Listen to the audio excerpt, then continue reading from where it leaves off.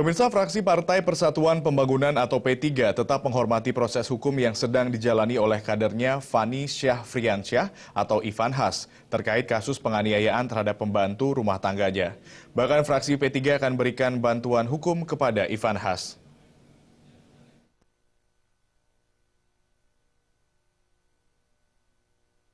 Wakil Sekretaris Fraksi Partai Persatuan Pembangunan P3 Muhammad Iqbal menyampaikan sampai saat ini partainya belum memberikan sanksi terhadap anggota DPR RI fraksi P3 Ivan Has yang saat ini sudah ditetapkan sebagai tersangka oleh kepolisian terkait kasus penganiayaan terhadap pembantu rumah tangga.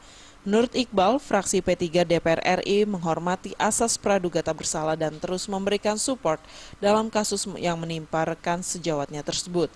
Iqbal menambahkan partainya akan memberikan bantuan hukum untuk Ivan Has dengan menyiapkan pengacara untuk membantu proses hukum yang dijalaninya saat ini.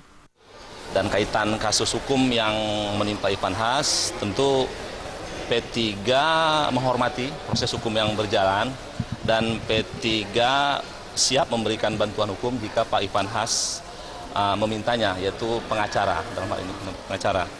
Nah, sikap fraksi itu masih menunggu ya. Karena kita menjunjung tinggi ajas praduga tidak bersalah. Bersamaan dengan itu, menurut Wakil Ketua Mahkamah Kehormatan Dewan MKD DPR RI, Sufmi Dasko Ahmad, terkait kode etik yang dilanggar anak mantan Wakil Presiden Hamzah Has itu, MKD akan tetap memproses meskipun ada permintaan kasusnya dipetieskan. Dasko memastikan MKD akan jalani proses tahapannya, bahkan akan menggelar sidangnya. Ya pasti kalau sudah ada sidang panel itu baik pelapor terlapor akan diminta keterangan kembali dalam sidang. Namun saya dengar ada perkembangan baru katanya bahwa akan ada perdamaian. Nah itu juga berpengaruh dalam sidang-sidang kita karena ini pada waktu masuk ke MKD